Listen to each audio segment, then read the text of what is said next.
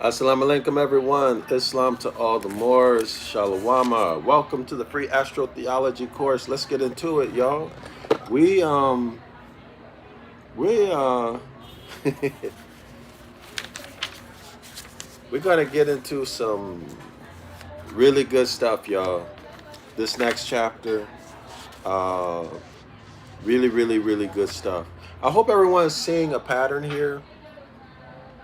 Um, the pattern is that everything that you know, that you've heard about in religion, traces back to the solar zodiac projection, which is the zodiac that everybody knows, right? With the 12 zodiac signs, the common zodiac that everybody knows. That traces back to the mythology, and then the mythology traces back to the most ancient, the Great Mother Typhoon, later called Sut Typhoon. Sut, S-U-T, is the first sun. Of course, we're not talking about a fleshly sun, but celestial, meaning we're talking about energy. Energy. Okay? And then, of course, the stories that our ancestors made up, allegories, metaphors, similes, so on and so forth, to explain what's happening celestially. So that's the Great Mother, the celestial ship of the North, which has its origin in the Hermetic laws. Okay, specifically the first Hermetic law, which is mentalism.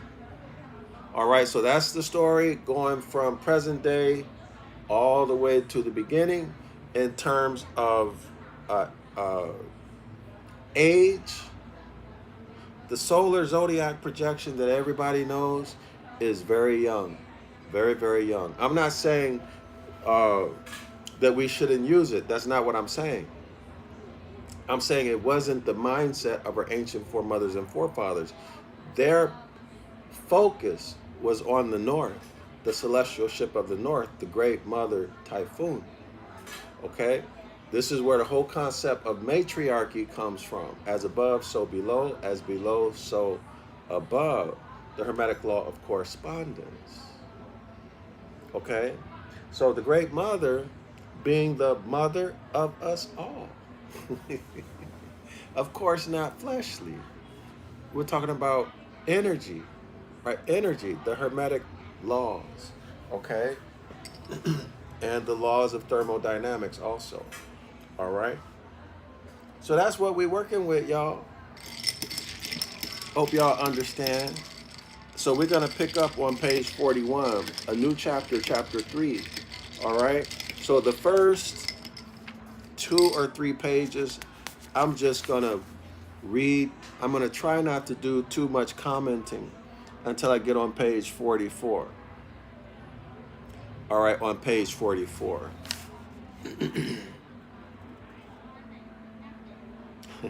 So y'all bear with me, okay?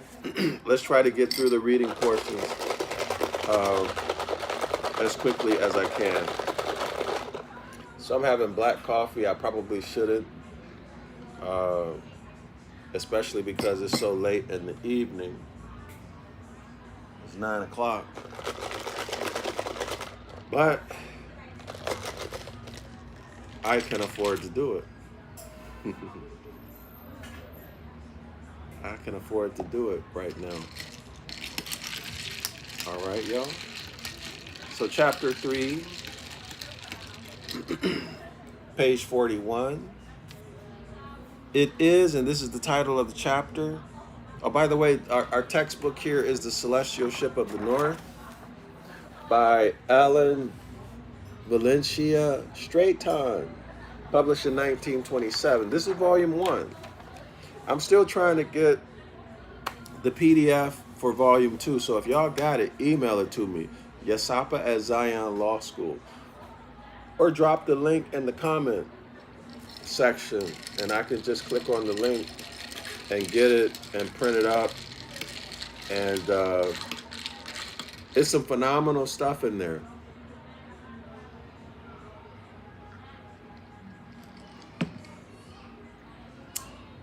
right, y'all. Let's make it do what it do. So page 41. Renoff, the Roman Catholic Egyptologist, says it's a very interesting. This is not in the book.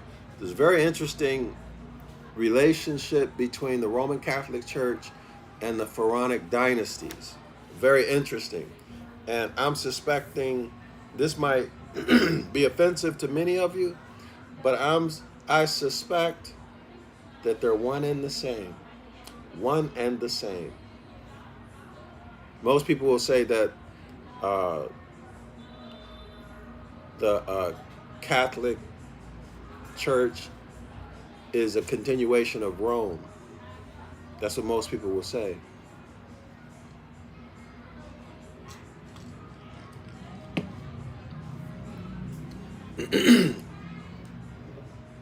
But I'm suspicious of it being a continuation of the dynasties of the pharaohs. Okay, and I have my reasons, especially when you consider did Rome actually exist? Did Greece and Rome actually exist? Right? We know is the artifacts and architecture real, or were they are they fake?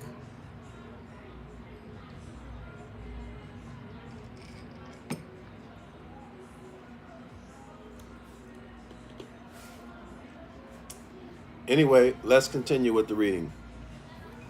Renoff, the Roman Catholic Egyptologist, says in the Hibbert Lectures, quote, unquote, we know that mythology is the disease that springs up at a particular stage of human culture. So they're saying mythology is fake. This is what they're saying. Not only fake, but detrimental. Detrimental to one's physical and mental health, calling it a disease, okay? Professor Max Muller teaches and scatters broadcast the same idea, that mythology is a disease of language. You understand what he's saying?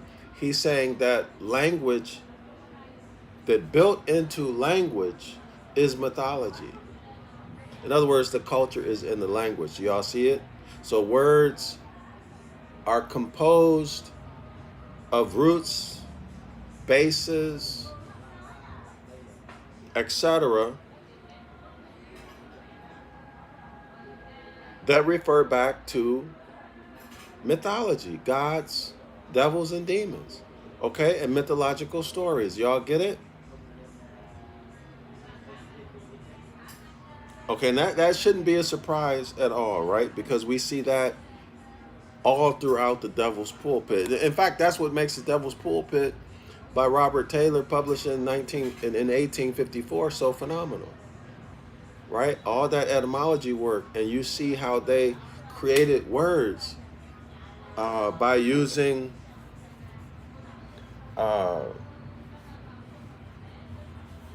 base words, roots, etc., from different languages, and they all refer to some deity or something else like that involved in mythology or astrology, or a reference to astrology, okay? So this is what he's talking about. It is a disease of language. And further says that, quote unquote, the ancient symbolism was a result of something like a primitive aberration. Okay, so what is a primitive aberration? The ancient symbolism. So you'll hear researchers like Jordan Maxwell say that there's a whole world that exists in front of your face that you don't know it or see it, you're not aware of it because you can't read the symbols.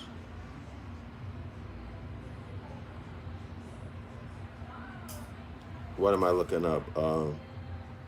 And I found that to be true.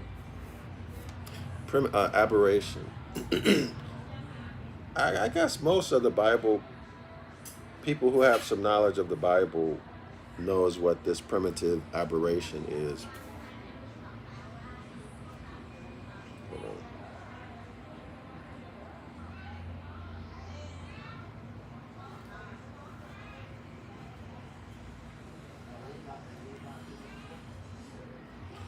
Do you guys see it? Aberration. A deviation from what is considered proper or normal. Okay, so aberration, synonym, deviation. Number two, well, it's a noun, first of all. Number two, a departure from what is typical. Three, a disorder or abnormal alteration in one's mental state. Okay, y'all? So this professor, Max Muller, says that, again, the ancient symbolism was a result of something like a primitive aberration. In other words, what they were doing was not normal. It was abnormal. They were deviating from what was normal, from what was intelligent, and that's why they have these symbols. Y'all get it? Everybody, as a matter of fact, let me see if I can get the total expression.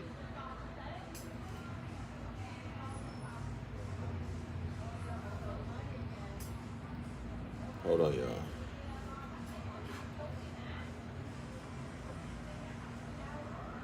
Let's see if we can get the whole expression.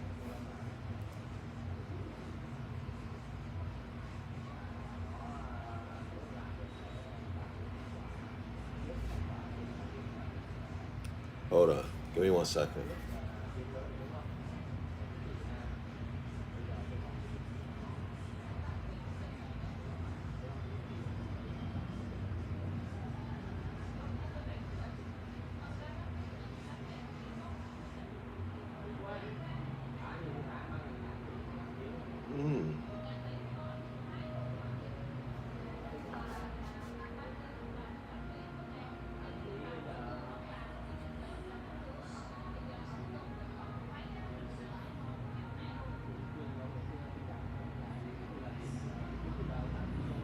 All right. Well, that was interesting.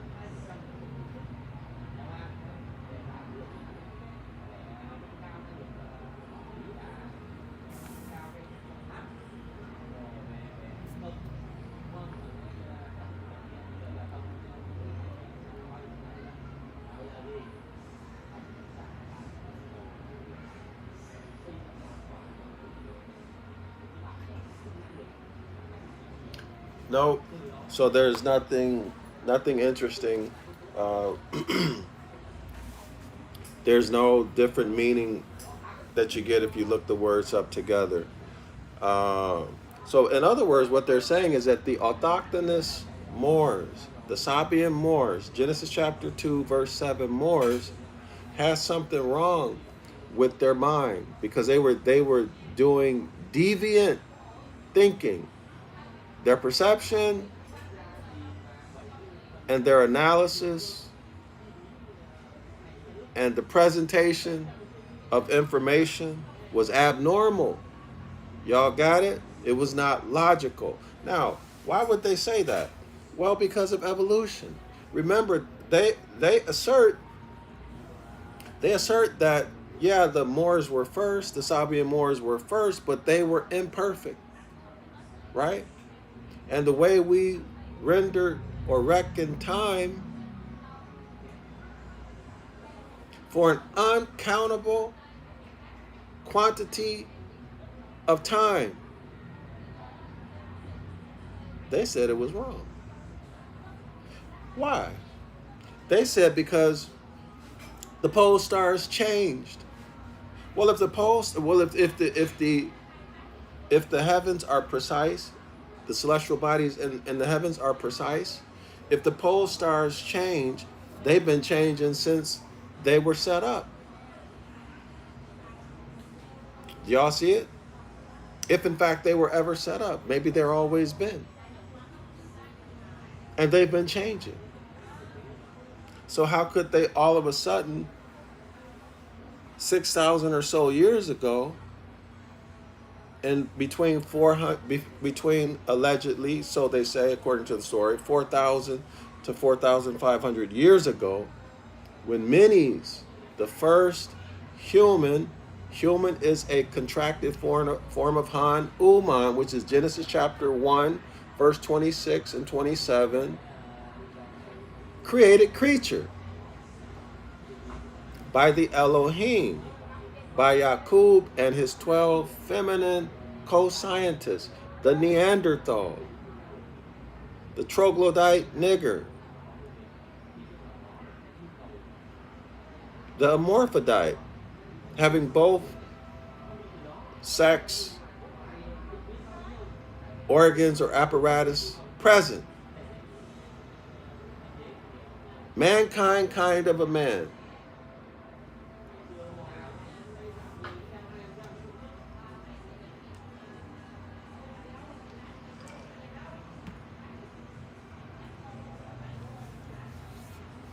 I lost my thought. Where was I going with that? Oh, so yeah, so what they're saying is to push evolution, which is to push evolution. The first law of thermodynamics, however, says that systems go from perfect order, complexity, high complexity, perfection, and then they decline. And that's what we see in nature, right? Isn't that what we see in nature? The growth and development, maturity, decline, deterioration, and then death, and then rebirth. This is a whole zodiac. That's the story of the whole zodiac, expressed in different ways. All right, y'all? So in order to push evolution, they say that our ancestors, the magnificent Sabian Moors, reckoned time in a way that was ultimately wrong because the pole stars changed, and that exposed it for being wrong, which was the argument or the alibi used to wage war, physical war, and war through the legislative bodies, through public policy. It was right there. We read it out of this book. And to steal the birthright, and to disgrace and degrade the Sabian Moors, who maintained the mindset of their ancient foremothers and forefathers, which was Circle 7, the constellations in the northern celestial pole. I think it's 7 of them. But definitely the Great Bear, today called the Big Dipper, 7 stars. That's why I posted the Honorable Elijah Muhammad with his fez on that had 7 stars arranged. See, if you know the symbols, when you look at his fez, y'all look at my community post. When you look at his fez, you'll see the Great Bear, today called the Big Dipper. 3 stars in the handle. The second star from the beginning of the handle is Mitzar, which is Kemet, which is Mitzrayim, in the book of the law. And then the 4 stars that make up looks like the dipper, the cup part, right? And then you see the moon, or what we thought was the moon. And then later we thought it was the crescent Venus. And only now, through the celestial ship of the north, Alan Valencia Stratton, shows us that what we thought was the moon, later when you get into it, you learn that it's not the moon. Like I said, it's a crescent Venus, because that's all you can see. from Earth is the crescent of Venus. Now we know that it's the celestial ship of the North that he has on his fez. And I posted the picture of Farrakhan with the celestial ship of the North on his fez. Except for he's got the ship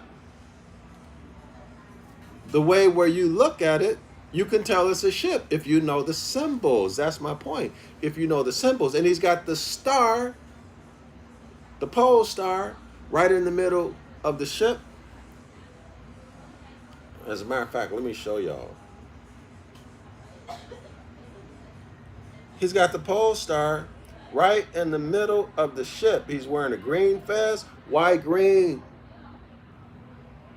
Why green? It has reference to the celestial mother. That's why green. So if you know the symbol, you know the story, you understand the story. Green, why green? You know what, y'all? Let me check to make sure. Put a 1 in the comment section if y'all can hear me. You know, I can't tell y'all how many times I did a video only to find out that the video either didn't record or there was no sound. Let me check this before. Hold on, y'all. Give me 1 second. Let me mic check, mic check. Mic check. Give me 1 second. All right, we're good. So let me go here, y'all, and pull up the community post so y'all can see it for yourself. People tell me that it's very difficult to find Zion Law School and also North, to search it, you know, to get it on YouTube search. And hold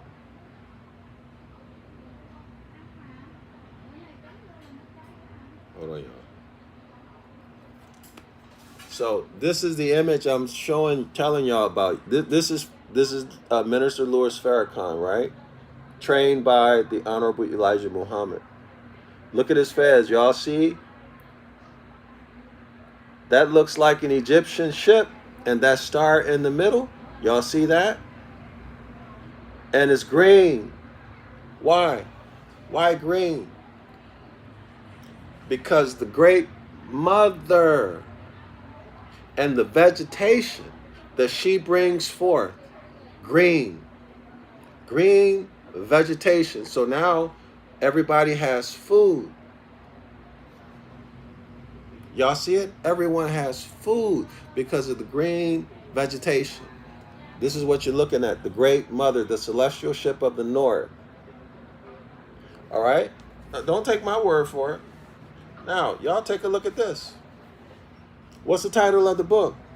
The Celestial Ship of the North. Look closely. Do y'all see that star on the ship? Do y'all see the star? All right, that's what Farrakhan has on his hand. Do y'all see that looks like a, is that Venus or an Ankh? What is that, y'all? At the top.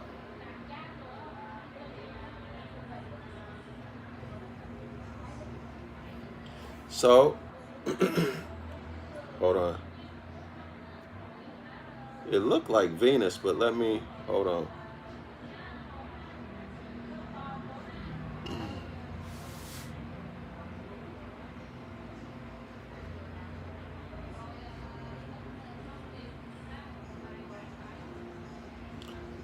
So let's pull it up.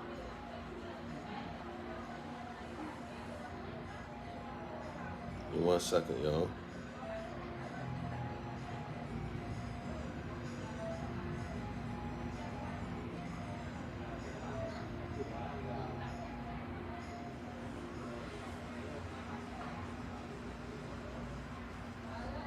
Yep. Y'all see Venus? So Venus, y'all, Venus becomes, or the Great Mother was remixed into Venus. All right, the Great Mother was remixed into Venus. Okay, y'all. And their reconstructed. Well, in the I don't know. I don't even know how to refer to it. They remixed the Great Mother Typhoon into Venus. Okay, and here it is. Okay.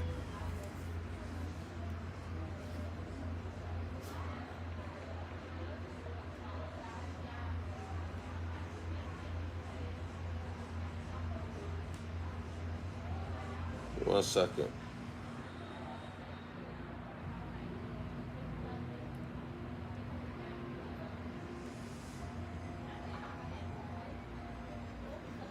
Do y'all see that? Why is Venus sky green? Farrakhan has on a green fez, right? Do y'all see it? Venus is remixed. Venus is a remix, rather, of the Great Mother Typhoon. The green is for the green vegetation that supports life here on Earth. Okay, not only just for food, but photosynthesis. Photosynthesis, which makes oxygen, right? Which produces oxygen.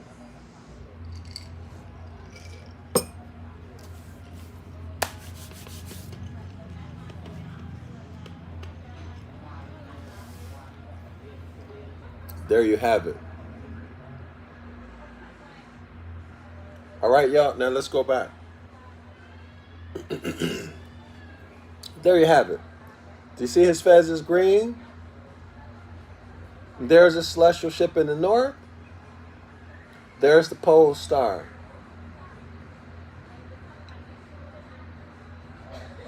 All right, y'all. Just one more again. The celestial ship of the north. This is what you see on Farrakhan's hat. Y'all see Venus right there at the top of that ship? That's Typhoon, the Great Mother. Okay, and in this dispensation of time, the Great Mother has been remixed into Venus. And that's the symbol for Venus. Y'all see the sun on the ship right there? There you have it. There you have it.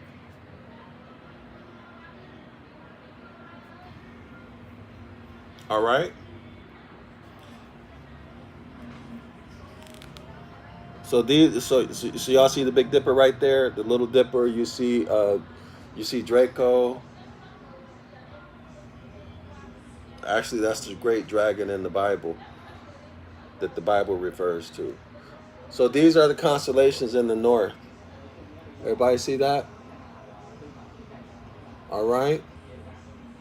So if y'all want to learn more about this, this is on my other YouTube channel, our other YouTube channel called Zion Law School. Now these are the revolutions of the seven, I believe it's 7 constellations in the North Celestial Pole.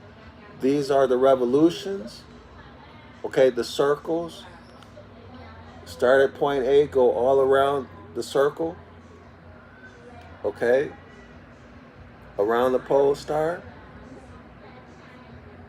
So this is how our ancestors accounted for time. Circle 7. All right. Circle 7, the 7 stars in the Great Bear. Y'all can count them. And I believe there's also seven. So the green one is the Great Bear. Isn't that interesting that it's green, y'all? Farrakhan's fez was green. The Great Bear, the thigh. Today they call it the Big Dipper. Green. Y'all see it? 7 stars. 7 constellations. But I'm going with 7 stars in the Great Bear, not the 7 constellations in the circumpolar, in the north circumpolar regions. Mosquito in here. Hold on, y'all. So I believe it's 7 constellations, but I have to go back and count, make sure I don't. But definitely Circle 7, the 7 constellations in the Great Bear, which is Typhoon, the Great Mother. Okay?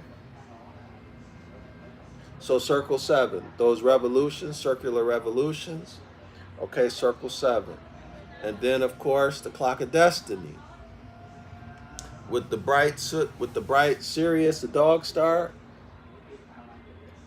which is Soot, the hour hand in the south celestial pole, and the Great Bear, which is the minute hand in the north celestial pole.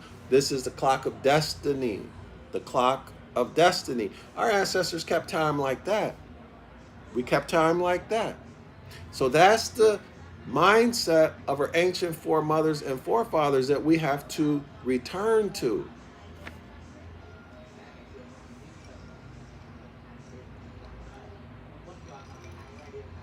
In my opinion, I don't want to offend anyone. I'm sharing my analysis, okay? So I'm not trying to offend anybody who's been doing this work for 20, 30, 40, 50 years, because there are people who are out here who have been doing it that long, who might be looking at me and saying, who am I to say what I'm saying? And I won't challenge that. I won't challenge that. Okay? I won't challenge that because I understand um, how a person like that is thinking. I understand that. Okay, y'all?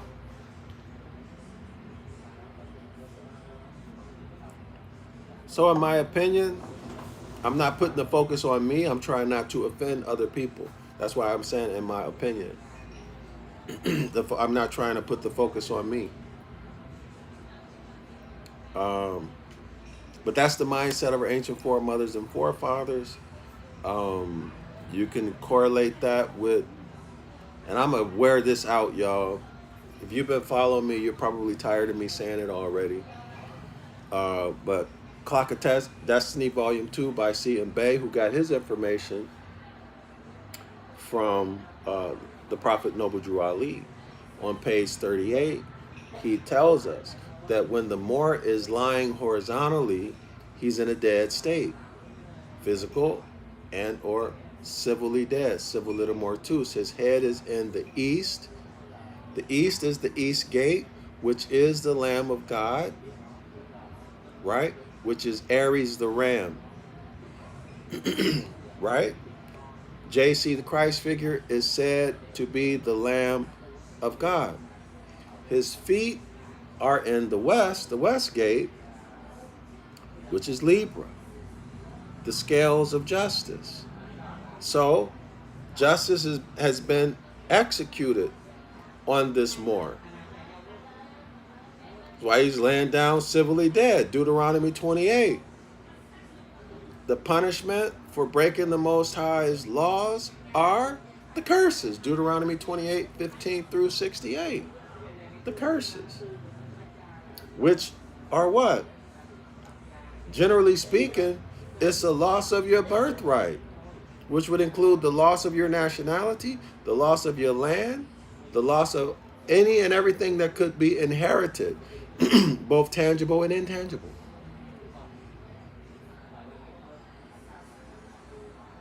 And then, of course, it tells how it would be done. It would be done through violence, through disease, and through public policy, and through the courts. It absolutely says that. So who did this? Well, it's recorded. The followers of Osiris.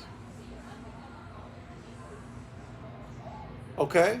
They're the ones who waged war against those Sabian Moors who maintained the mindset of the ancient foremothers and forefathers. They waged war against them. Hot war and a cold war. All right? And the alibi, as I mentioned earlier, was that the Great Mother Typhoon, The celestial ship of the north had not been keeping time properly according to the Osirians, the followers of Osiris. So that would be Osiris, Isis, and Horus, which ultimately becomes the solar religions, which have their origins from the solar zodiac projection. Y'all follow?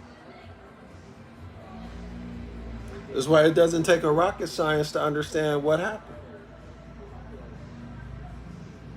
Doesn't take a rocket science to understand what happened.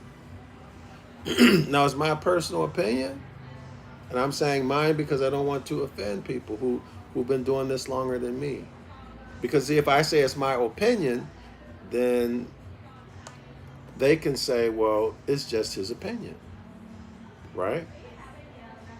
And they don't have to get angry or defensive, right, y'all? Because the guy just said it's his opinion.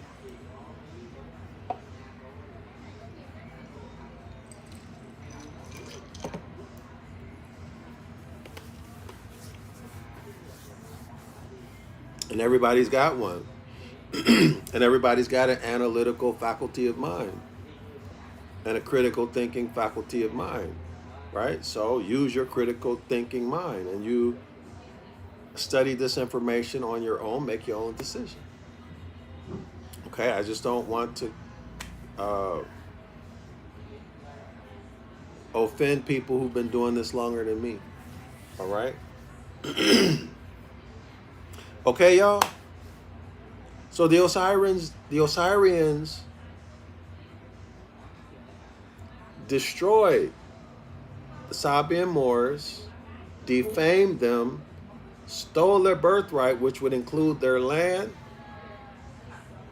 and property, and titles that tied them to the land that identified them as the heirs apparent, and locked them up too. Same as what's happening with us today. That's one of the reasons why I say that all of this stuff happened much more recent in time. All right, y'all, much more recent in time. And it's us. It's us that happened to. Not 6,000 years ago, okay? A couple hundred years ago. What did they do? They brought in the Father as the focus. They brought in the Father as the focus. Okay, so the Hermetic law of gender, when new life, when new things are formed, it's a function of a woman giving birth. We can liken it to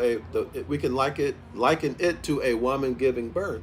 The formation, the production, reproduction, reformation, the transformation. Because remember, energy cannot be created or destroyed. That's the second law of thermodynamics. It can only be transformed.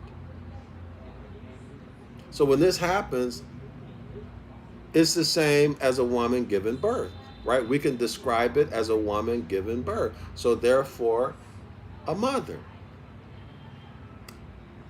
Feminine energy. Okay, y'all? But the Osirians came along and said, no, we're going to get rid of the mother. The focus is going to be on the Father. Hence, you have the Father. If you're in Judaism or Christianity, it's the Tetragrammaton. Tetra, 4, gramma, 4 letters, Aton, A-T-O-N. You can put any vowel in there. A-T-O-N, A-T-I-N, A-T-U-N, A-T-E-N, A-T-Y-N, so on and so forth. There's 7 vowels. And of course, that's the solar deity. That's the sun, right? That's the sun. And the initial tetragrammaton is female. It's a knockoff or a remix of the Great Mother Typhoon. This we've been discussing in other classes is the reason why the Jewish people don't speak the tetragrammaton's name. Right? Just go and read in the Strong's Lexicon, Hebrews number 3068. It gives you a story, but it doesn't give you the whole story. Which what, y'all? Which is fraud. Because you have a right to know, and they have the responsibility to tell you that. Why? Because you're dealing with a contract. The old and the new covenant.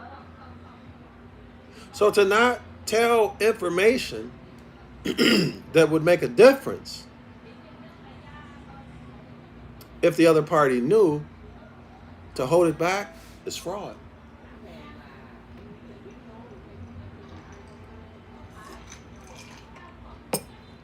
These religions are involved in a lot of fraud against the people.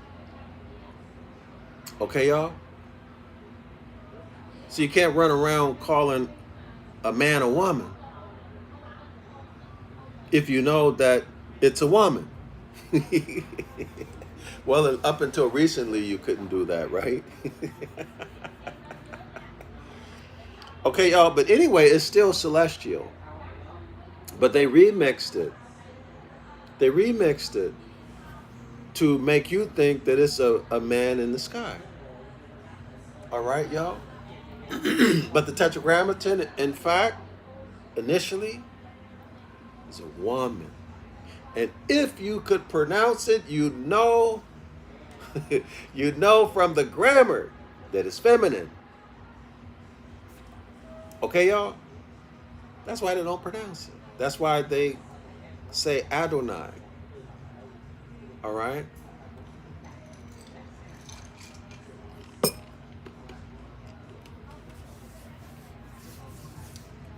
And that is too holy for anyone to speak. And then you go, you research holy, and you find out holy just means glorious, sunlight, brightness, glory, brilliance, sunlight. Okay, so that's ridiculous. You mean it's too sunny, too bright to speak it? See, they have our minds all messed up. The narrative transportation. Okay, the connotative linguistics, like Farrakhan used to say back in the day, they got you turned upside down. I wish I could find a clip of him saying what, I took it as that he was mocking the people. I took it as though he was mocking the people. Even back then, because he said it in a way that was funny, supposed to be funny, but I took it as though he was mocking. And then it turns out he literally was mocking the people by saying that. Why? Because he's speaking in code. He's saying something that has meaning to him that has a totally different meaning to you and his audience. All right? Oh, I forgot to show the Honorable Elijah Muhammad's fez. So let me show y'all this. Hold on, y'all.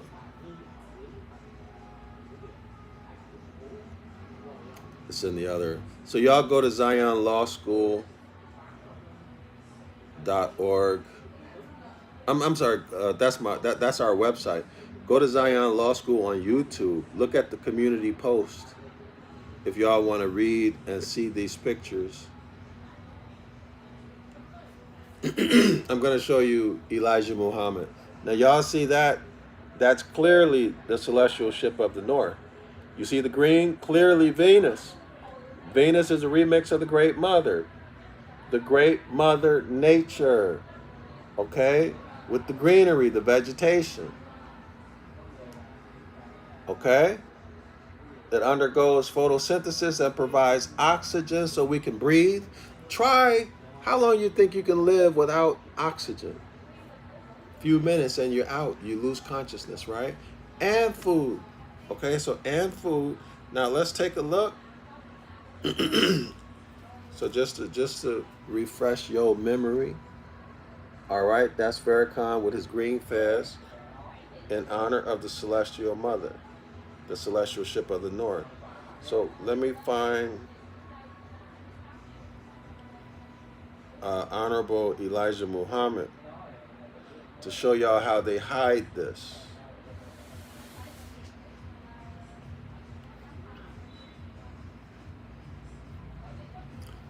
Okay, y'all? Do y'all see it? This is Farrakhan.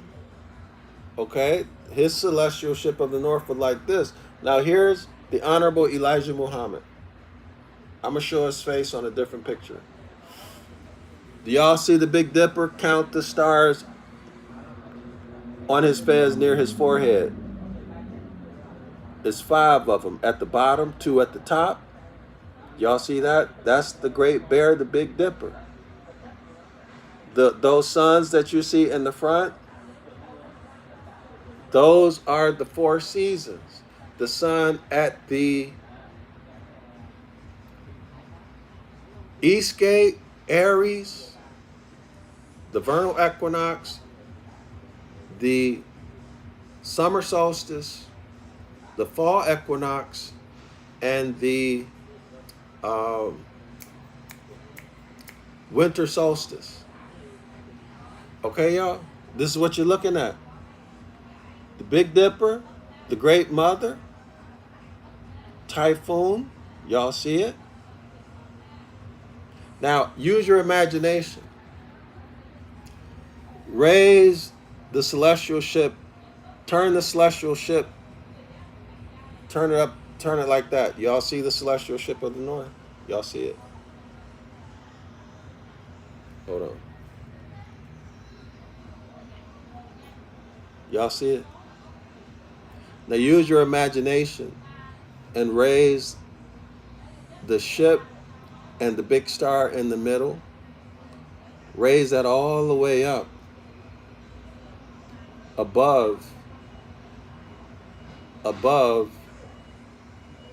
the Great Bear. Okay? Put some space between it.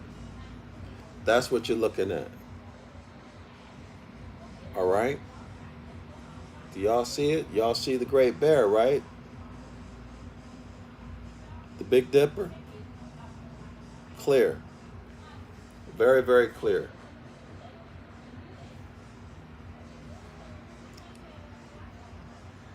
There's a side view. Okay?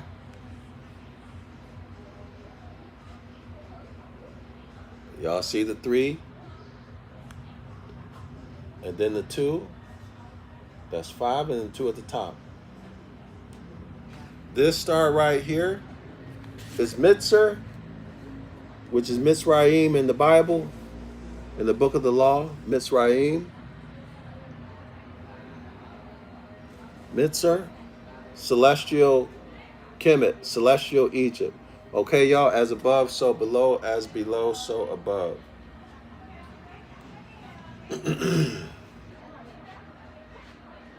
So go to Zion Law School on YouTube, y'all, if y'all want to learn more about that, all right?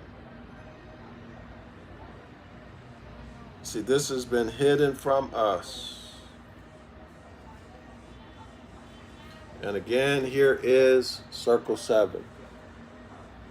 The 7 stars that make up the Big Dipper, the Great Bear, which is the thigh, which is the Great Mother, which is the Great Mother Nature, which is Typhoon, the Great Mother Typhoon. Okay, Circle 7. All right, circling around. Clear? All right, so anyway, let's go back to page 41.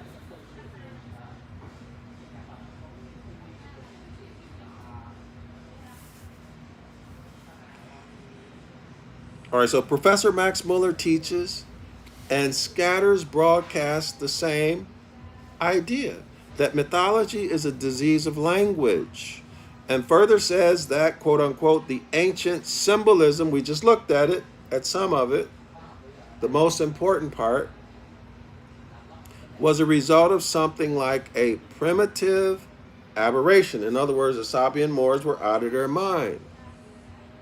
They are not, they were not thinking logically. Okay, so that goes back to what? They didn't have the capacity to think logically. The logic came from the evolutionary process, which produced the newest, I guess I should say, beast in the field, the Genesis chapter 1 created creature, who has logic and intelligence, right? And everybody else is at the level of, or a little bit above a primate, or so they teach with Darwinism, right? This is what he's saying. This is what he's saying. To this, Gerald Macy, the greatest of all Egyptologists, makes answer, quote unquote. They can conceive, talking about these professors and others who talk like what I'm just talking, make those accusations. They can conceive the early man would be Genesis chapter 2, verse 7, the Sabian Moor, who is thought made manifest from the soil, thought being a function of the mind. Mind is the first Hermetic law of mentalism. They can conceive the early man in their own likeness and look upon him as perversely prone to self-mystification, or as Fantaniel has it, subject to beholding things that are not there. In other words, you see things that are not there. Isn't that very interesting? You see things that are not there.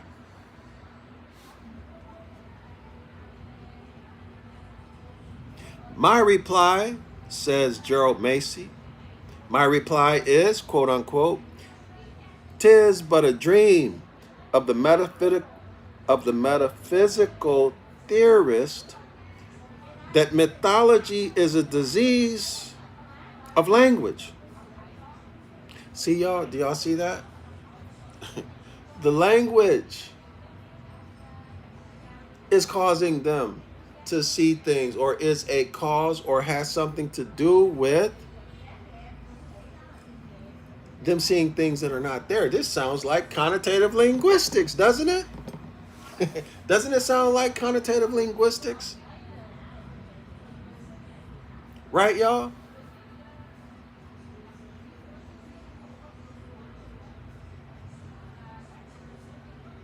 Or of anything else except his own brain. The origin and meaning of mythology have been missed altogether by these solarites. What's a solarite? Solar right, Edomite, okay? People who reckon time by the sun. The Osirians, the Catholics, the Christians, and everybody today would be considered a solarite, okay? All right, as opposed to those who reckon time by Circle 7 and the Clock of Destiny, which is the mindset of our ancient foremothers and forefathers. Y'all think about, what does it mean to you know what? I meant to do this. Hold on. What does it mean to reckon time?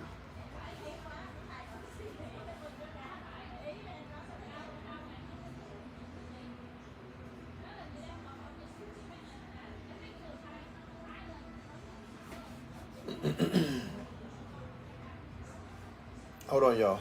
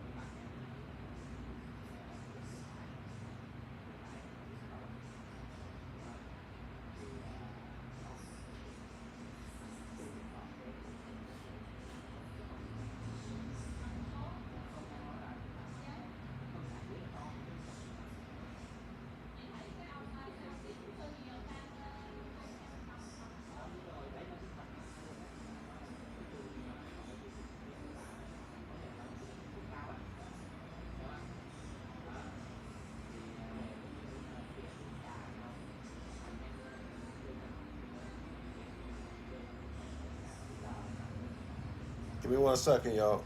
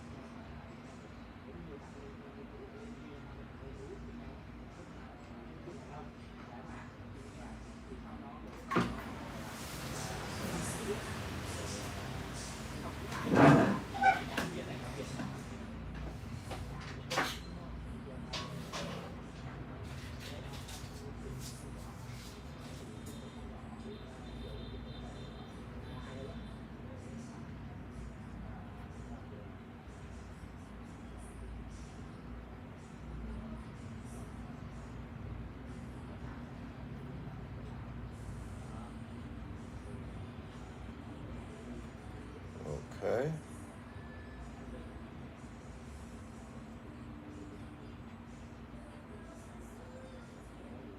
One second, y'all.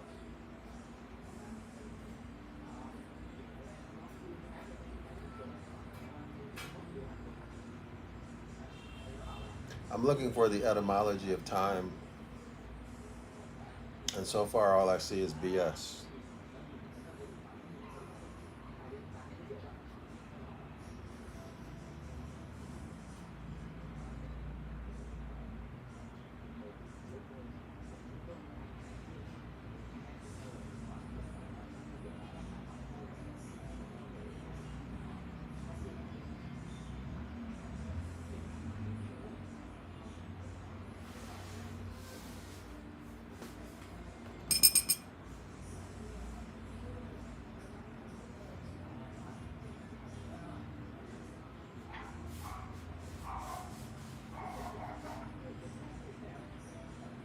Let me try something else. Hold on, y'all.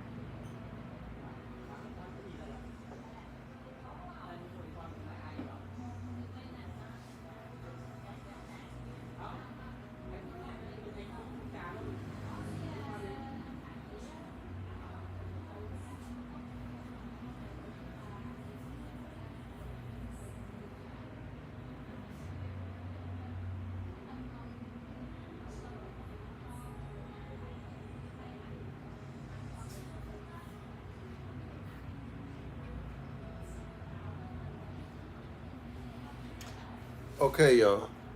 So here I am. This website is called templestudy.com. Everybody see that? Templestudy.com. So I'm going to scroll down. So this is the image. I haven't read all of this. I'm just scrolling through it. So this is the image. Maybe this image has something to do with the meaning, but we're going to go through it, okay?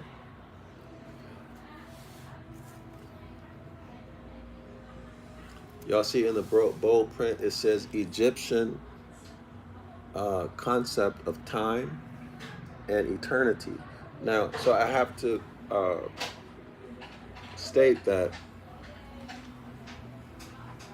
we need to determine whether or not this concept of time has to do with solar time,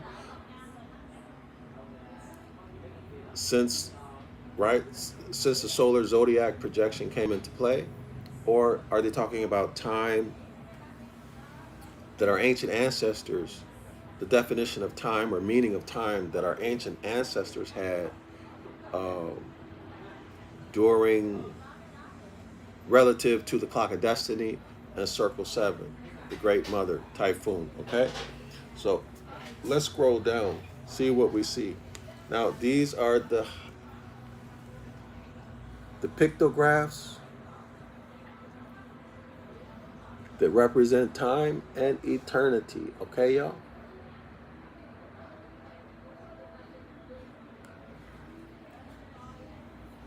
Now, notice what it says. What a name. Jan Assmann. Look at that. Y'all know ass has a reference to the tetragrammaton, right? Ass, donkey. Did y'all know that? Absolutely does.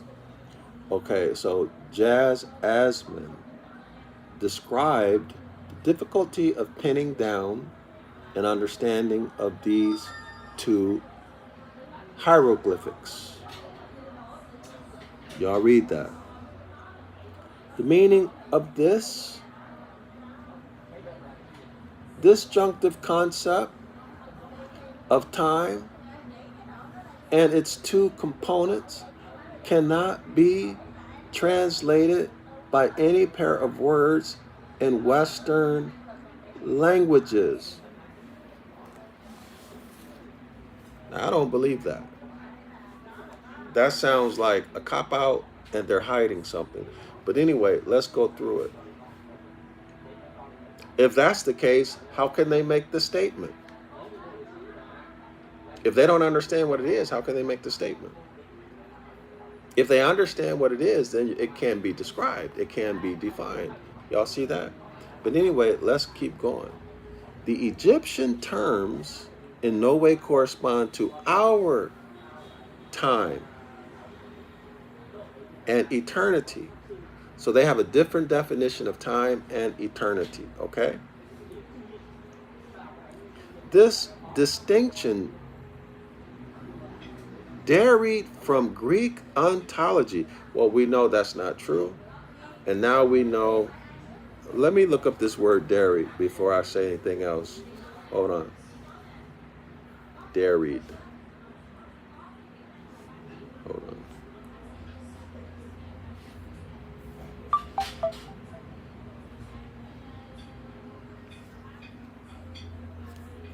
Hold on, y'all. It's always a good idea to look up words, especially if you're not sure that you, well, even if you know, even if you think you know all of their meanings, and there's really an art involved in it.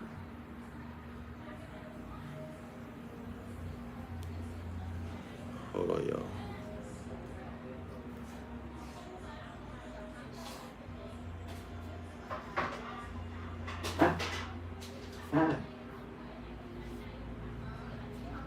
Huh. Wow, I just lost. It disappeared. I just lost.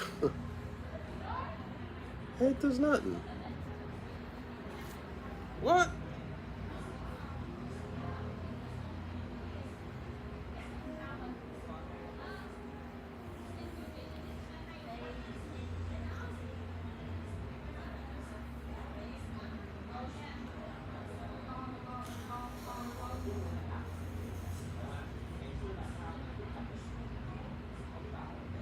Derried.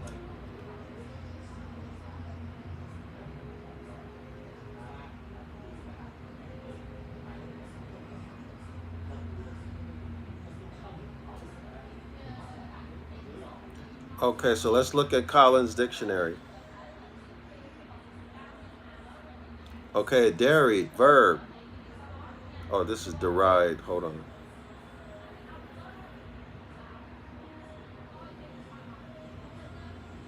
So synonyms for deride, mock, ridicule, scorn, knock. Hold on. Let me look for what the form we're looking for.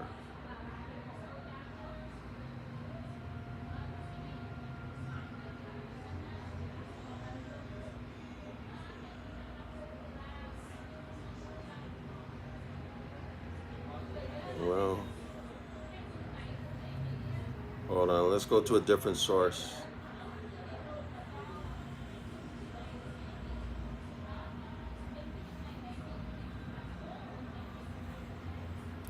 Okay, so maybe it's a typo, but I actually know.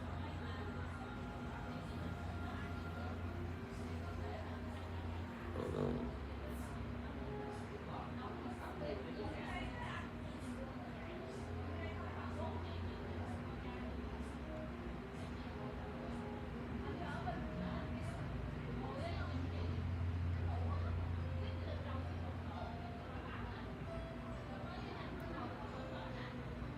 Give me 1 second, y'all.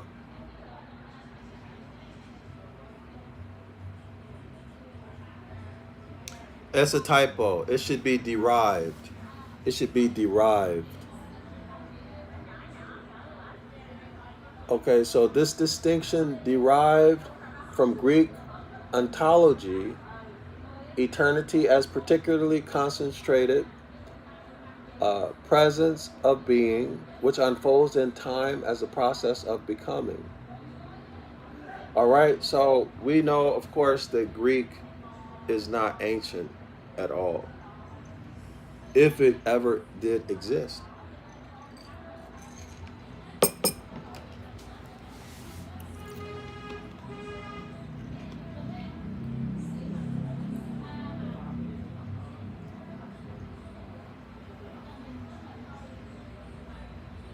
Okay, so again, it says eternity as the punctually concentrated presence of being. So the presence of being, which unfolds in time as the process of becoming, was not only foreign to Egyptian thought, they didn't think like that, but even contrary to Egyptian thought.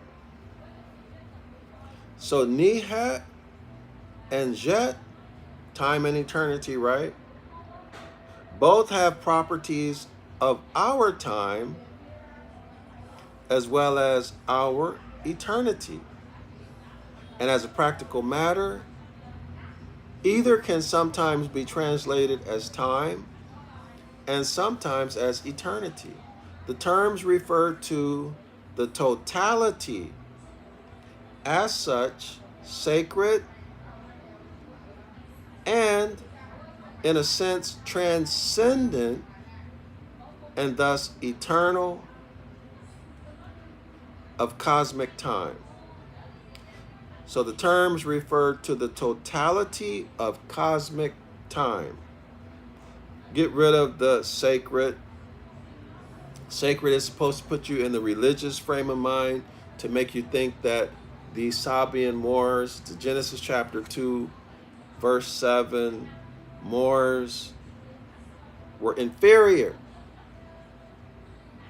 That's why they were looking for external deities to serve and help them instead of doing the manly thing of doing it on their own. Y'all see it? And the more intelligent, the more manly, the more masculine created creature from Genesis chapter 1, where I'm talking about the Darwin story, right? The Yaqub story.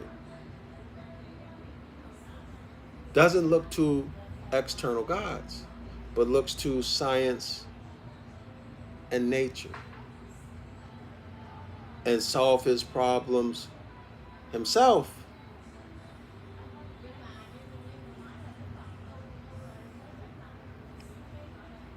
Hope everyone sees this.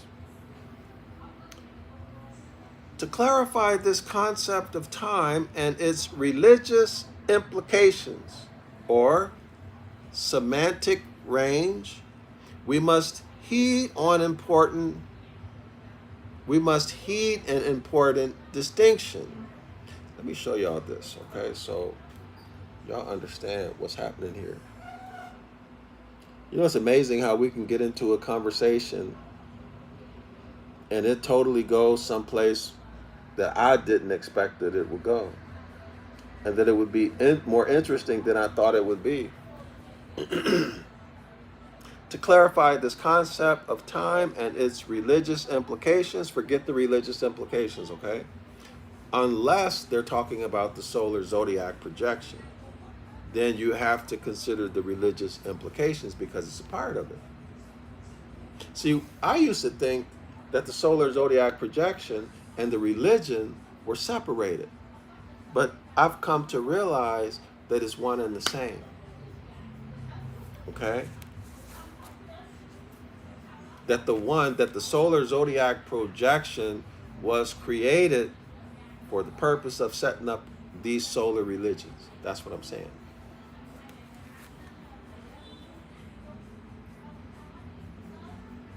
To clarify this concept, time and its religious implications or semantic range, we must heed an important distinction. We are so accustomed to the notion of infinity that we think of, quote unquote, totality as finite and bounded. We think of totality as finite, that means measurable, right? And bounded. It has edges, okay? That's what it means. The Egyptians, however, viewed, quote unquote, totality as the opposite of finite. As the opposite of finite, that means infinite and bounded. To them, the boundaries of totality were not contrasted with the unbounded, but with the whole. With the whole. With plentitude. I gotta look that up. I don't know plentitude. Hold on, y'all. Plentitude.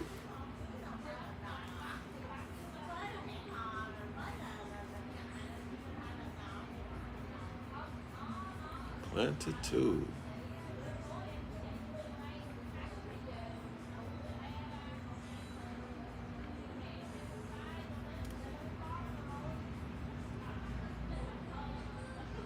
Plentitude. This is the Cambridge Dictionary. 1. A remark or statement that may be true, but is boring.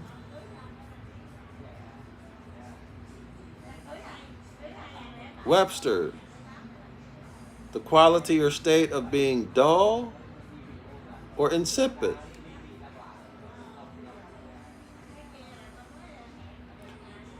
So let's go. Let's open this up. No, that's not the word. Hold on. That's platitude. Plentitude. Hold on, y'all. I'm sorry, not plentitude. Plentitude. My bad. Plentitude. Plentitude.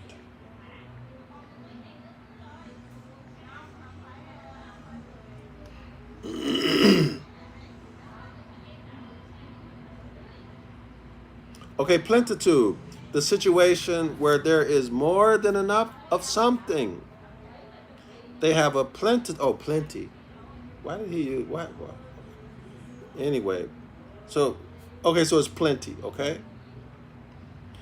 Plentitude is a feeling that an experience is satisfying because, plentitude, uncountable noun. A feeling that an experience is satisfying because it is full or complete. Synonyms: completeness, fullness, amplitude. So that looks like the number 7, right? Number 2, plentitude, singular noun. If there is a plentitude of something, there is a great quantity of it. Synonyms: abundance, wealth. So, for example, plentitude of darkness, a superabundance of darkness. Excess, bounty. All right, so let's go back. It says here, to the Egyptians rather, The boundaries of totality were not contrasted with the unbounded, but with the whole, with plenitude. Okay, Jan Assman, what a name, A-S-S man, Jan Assman.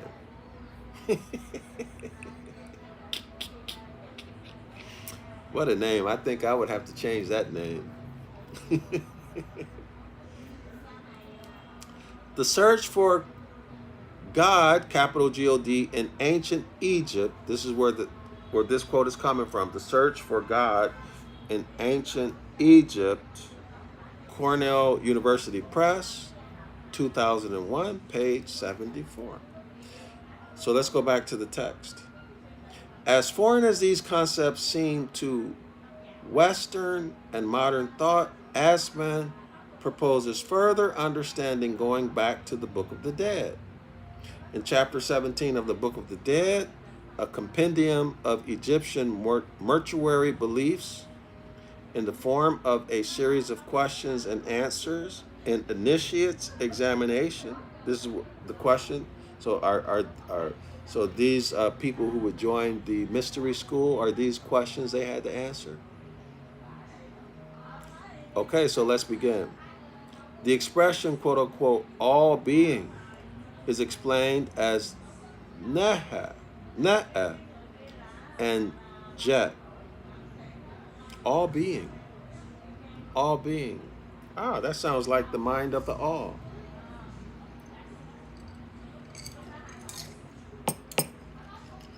That sounds like the all, right?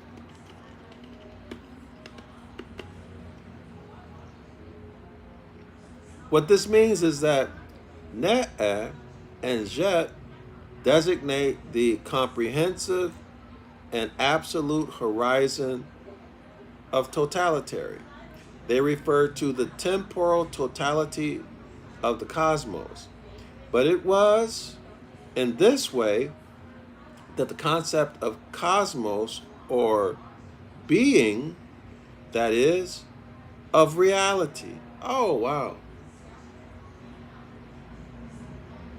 was comprehensible to Egyptian thought and capable of articulation. Are y'all following what this is saying? Time, according to the Egyptians, listen to this, y'all. They refer to the temporal totality of the cosmos. But it was in this way that the concept of quote unquote cosmos, or being, so being is synonymous with cosmos, according to this author. Cosmos and being are the same. That is, of reality. So they're saying that time and eternity is reality. Reality. So the way we see reality, I mean, if you look at it that way, right? Clock of Destiny is reality if we use the definition of this author. So to change the mindset of our ancient foremothers and forefathers would be to change their reality. To change the reality. That has to do with your what? Thought, speech, words. That takes us back to Mark chapter 4, where JC said he speaks to the people in puzzles and riddles and parables. Y'all remember? He told why? He says so that although having eyes to see, they won't be able to perceive. In other words, they'll be out of reality. Reality, by definition, is all those things that we experience by our senses. That's reality. Do y'all see that? Mark chapter 4. So that although having eyes to see reality, they will not perceive. So they won't see reality.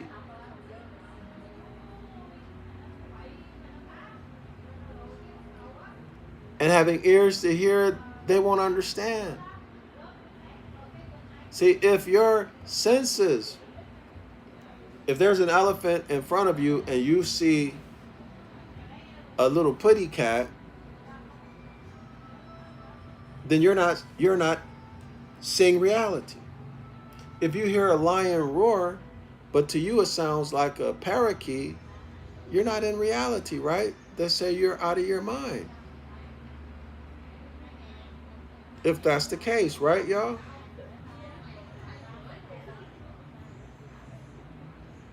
Jesus said that. Jesus is a solar deity. He's the Lamb of God. Do y'all see it?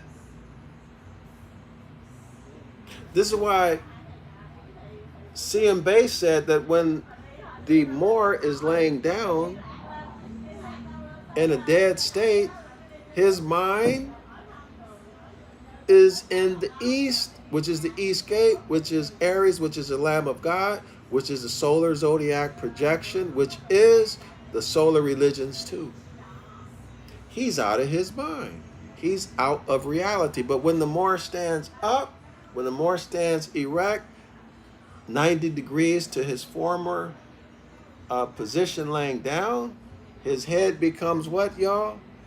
His head represents the North Pole, the North Celestial Pole. Now he's back in reality. Now he's back in reality. He's reckoning time. His reality is the same as his ancient foremothers and forefathers. They refer time and eternity. They represent time and eternity. They refer to the temporal totality of the cosmos. But it was in this way that the concept of the quote-unquote cosmos, or being, that is of reality, was comprehensible to Egyptian thought and capable of articulation. So in other words, y'all, the vocabulary of Hiram Abiff, of the Moor who is standing erect, 90 degrees perpendicular to his former state when he was laying down civilly dead, his vocabulary is different than that Moor who's lying down with his head in Aries. A different vocabulary, a different mindset, a different reality. Do y'all see this? So the Moor who's standing erect and his head represents the North Celestial Pole is speaking denotative linguistics, or speaking denotatively. He's speaking the original meaning of words, and he's seeing and hearing reality. Do y'all see it?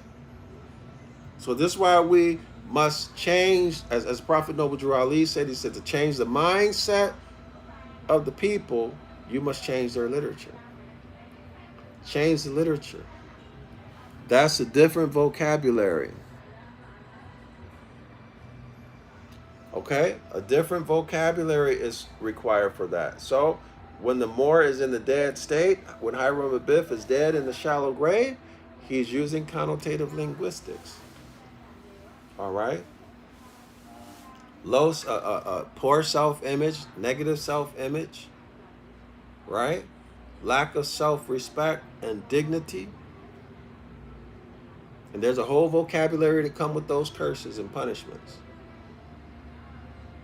And there's a whole vocabulary and state of mind that comes with the blessings. I'm talking about Deuteronomy 28. Two different states of minds and vocabularies. Let's continue. This totalization of being on the temporal level is so foreign to us that some scholars have proposed that jet and ne'a means space and time, not eternity and time. This is not correct, however. Both are unequivocally temporal concepts, and in Egyptian thought, they represented the whole of reality. Wow, I never imagined that we were going to get this on page 41. Do y'all see that? Okay, so pause the video on the replay so y'all can read this. This is actually very important. This widescreen camera, y'all, I'm gonna try to find an external camera or something like that to make this easier. My gosh. This widescreen camera is very difficult to work with. I might have to break down and buy, if it's available, some type of app.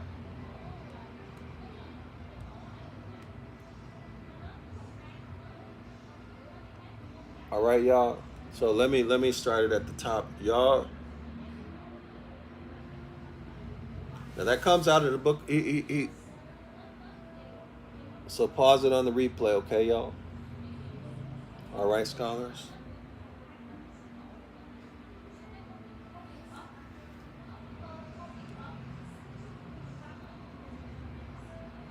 I'm very surprised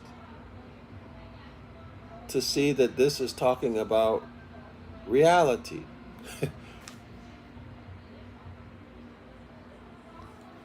Because JC, the Christ figure,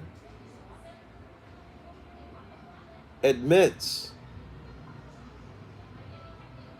that he uncoupled your eyes from your mind so that you can't see reality. He also admits that he uncoupled your ears from your mind so that you cannot hear reality. He admitted that. Mark chapter 4. I have it in my community post. He admitted it.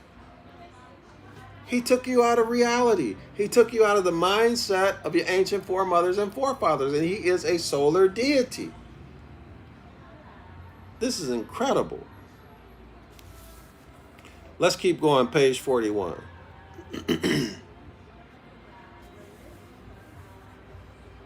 Mythology was a primitive mode of thinking. Mythology was a primitive mode of thinking, the early thought. It was founded on natural facts. Not religion, y'all. Not religion. It was founded on natural facts. And is still verifiable in phenomena. Of course, you observe nature. This is what science is. You observe nature. Do y'all hear that? It's reality. When you observe nature, you're using your senses. That's by depth. In fact, let me look up. I hope I get the if y'all want, in the 101 Ancient Ibriath class, I give information on reality, what it means. Okay? So y'all subscribe to 101 Ancient Ibriath to get that information.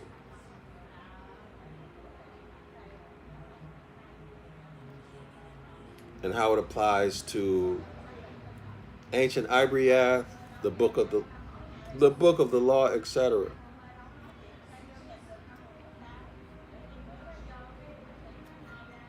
So reality, noun, the totality of all things possessing actuality, existence, or essence. So that was the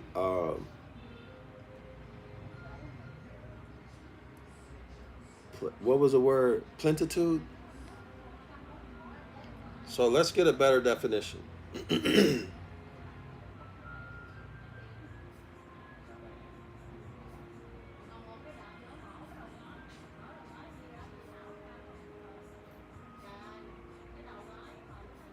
The state of things as they are, rather than as they are imagined to be.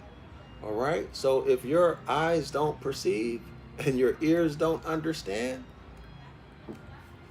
you're not in reality. There's a much better definition, y'all, but I want to move forward. That it speaks exactly directly to the senses. Y'all can find that yourself, or you can subscribe to 101 Ancient Ibriath class. The link is, go to Zion Law School on YouTube. The links are in the description area of the video. I think the links are in some of the video, well, the link rather, are in the recent videos, maybe even all of the videos on this YouTube channel. Okay, but anyway, subscribe to it. You can get that whole thing. So let's keep going. It was founded, this is talking about mythology. Mythology was founded on natural facts and is still verifiable in phenomena, in natural phenomena, right? There is nothing insane or irrational in it. But remember, y'all, the Osirians disgraced and degraded and lied on the Sabian Moors, who are us. They lied on us, degraded us, disgraced us.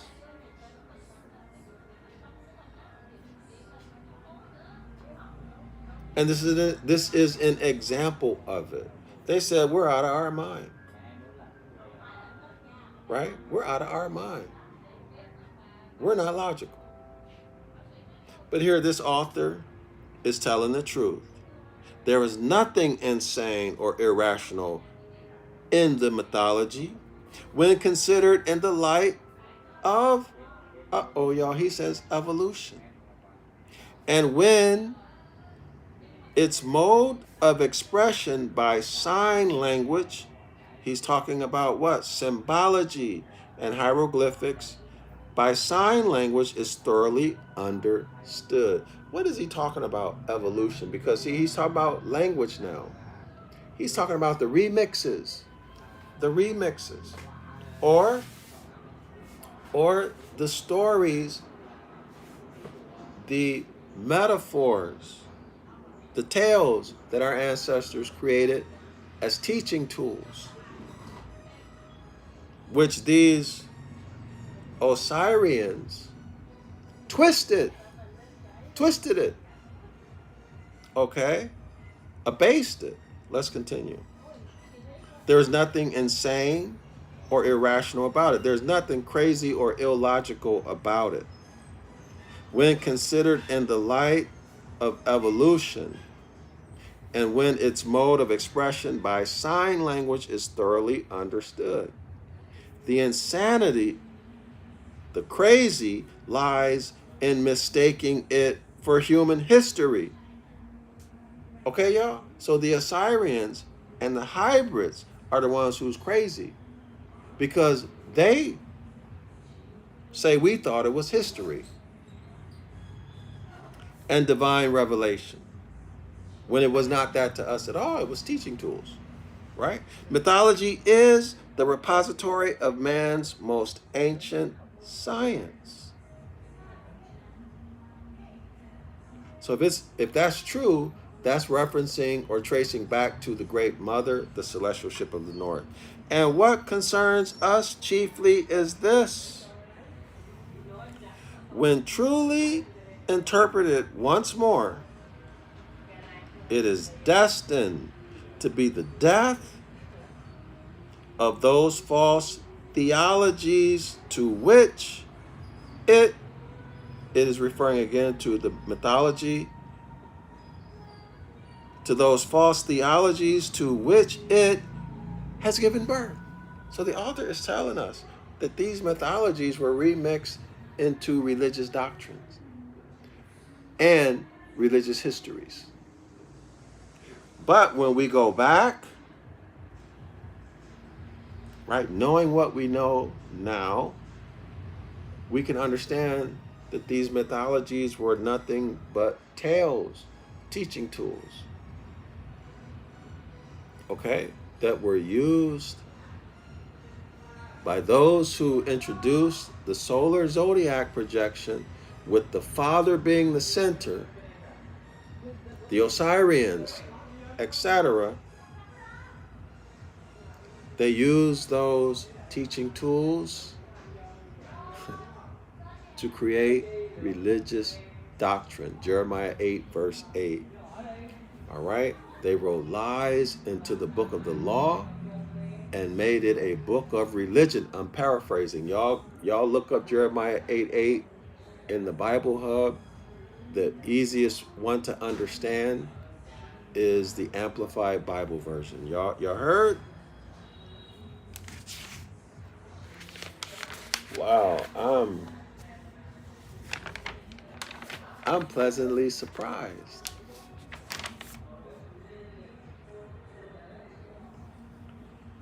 In his Lunolatry, Ancient and Modern, that's a quote, Gerald Macy states, quote unquote, in modern phraseology, a statement is sometimes said to be mythical in proportion to its being untrue. But the ancient mythology was not a system or mode of falsifying in that sense. Y'all see that? See, they're lying. Y'all know that the hybrid has a bad nature. And part of that bad nature is violence. The other part is lying and deception. Okay, so Gerald Macy, let me get his birthday. His time of yeah. Sorry. Okay. What time do you close? Clown house. Oh, you close now? Yeah. Okay. Sorry. All right, I'll wrap it up. Hey, if y'all want to buy me a coffee, thank you. Feel free to do so. You can donate.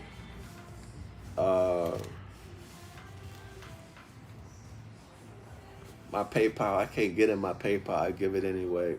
PayPal.me/Zion Law School. Patreon.com/Zion Law School. Go to ZionLawSchool.org. You can donate there. And if y'all help me cover the cost, it's actually it's a little bit expensive. I got to pay a taxi coming and going. And of course, I have a coffee or I eat. And so yeah, if y'all want to help me out, I would appreciate that. Show, support my work. Show me that you appreciate me. Who doesn't appreciate being appreciated? So let's see if I can find Gerald Macy's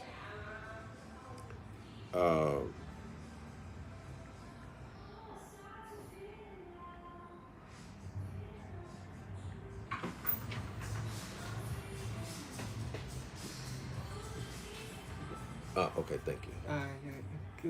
Yeah.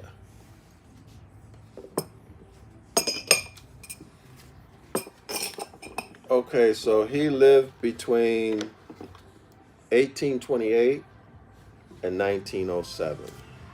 All right, 1828 and 1907. All right, so everything he said had to do with I think he's quoting from either his book of Genesis or Beginnings or Egypt, the Light of the World. I don't remember. But anyway, so that's what he's saying. He's saying they're the ones who's crazy. All right, y'all, I got to book a taxi. Let's see. So we're gonna pick this back up, y'all. I'm pleasantly surprised. I learned something today. I learned something today. I'm very happy. Assalamu alaikum. Shalawama.